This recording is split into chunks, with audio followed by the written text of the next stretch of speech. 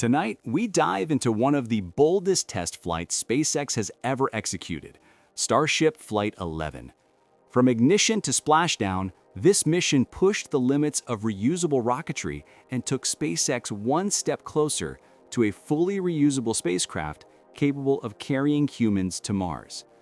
Welcome to Space Unleash, and today, we'll uncover exactly what happened during this historic test flight.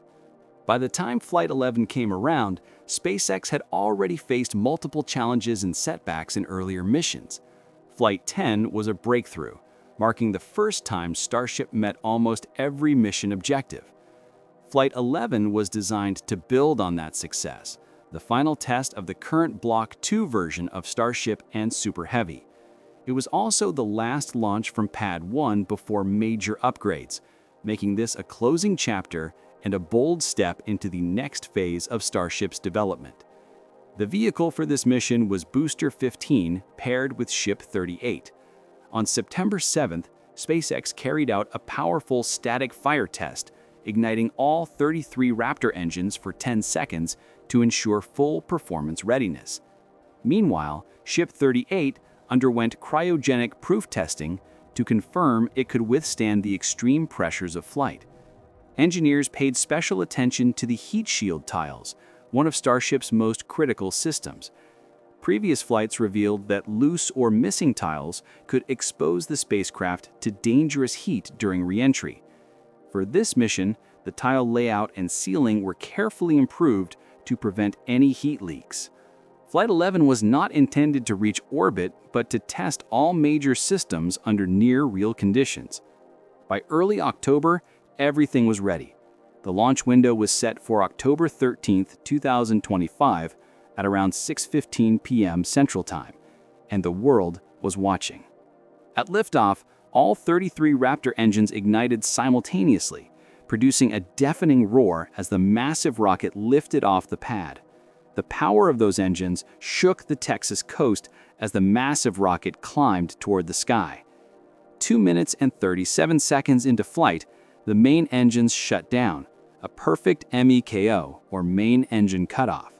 Seconds later, Starship performed a flawless hot stage separation, where the upper stage engines ignited even before the booster fully detached, creating a seamless transition to the next phase of flight. The Super Heavy booster began its return to Earth, performing a boost-back burn to target a splashdown area in the Gulf of Mexico. One engine failed to reignite during this maneuver, but thanks to smart redundancy and control systems, the booster continued its flight plan without issue. After completing its burn, it released the hot staging ring and coasted for several minutes before initiating its landing burn. At 6 minutes into flight, the booster's engines reignited, guiding it back down with precision. At 6 minutes 36 seconds, it slowed to a near hover before gently splashing down into the Gulf. This wasn't just a controlled crash. It was a carefully designed test of how a fully reusable booster could one day return to land, refuel, and fly again. While the booster performed its descent, Ship 38 continued climbing higher and higher. About 9 minutes after launch, the upper stage engines shut down, completing their primary burn. 10 minutes later, Starship began a demonstration of payload deployment, releasing 8 Starlink simulators, mock satellites used to test deployment systems. Then came one of the mission's most important moments, an in-space relight. Around 37 minutes into the mission, Starship reignited its engines in the vacuum of space, proving that the Raptors could restart far from Earth. This is a key capability for future missions to the Moon and Mars. As the spacecraft began its descent, it reoriented itself using its 4 massive flaps, entering the atmosphere belly first.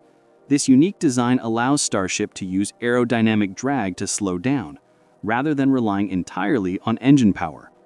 The ship performed a series of controlled banking maneuvers, simulating how it will return to the launch site in future missions. As it plunged through the atmosphere, plasma surrounded the ship, and temperatures on the surface reached thousands of degrees. But this time, the improved heat shield tiles held strong.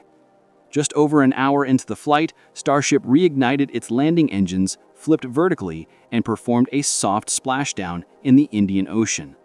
The entire mission lasted around 1 hour and 6 minutes, and it was nearly flawless. Every major goal SpaceX set for Flight 11 was achieved.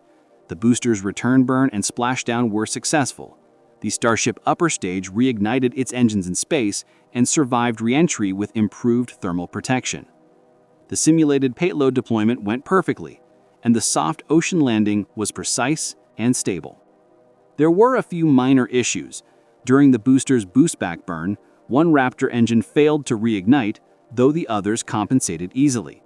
Engineers also used this mission to test sections of the heat shield with intentionally missing tiles, collecting data on how the spacecraft would handle partial damage. These small risks gave SpaceX valuable data for future designs.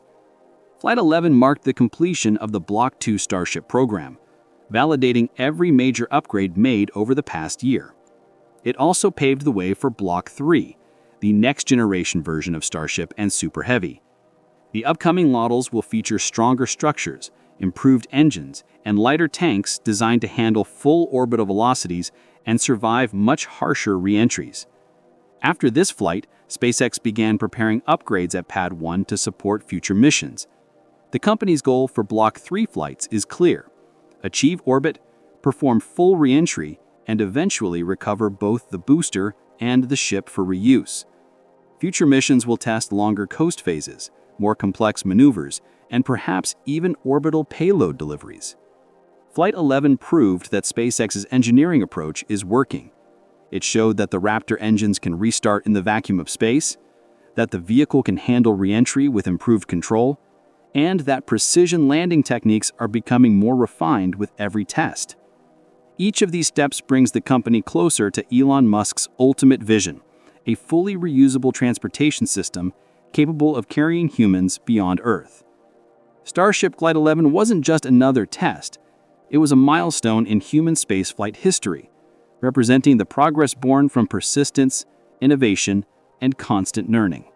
After years of testing, explosions, and setbacks, SpaceX achieved a flight that bordered on perfection.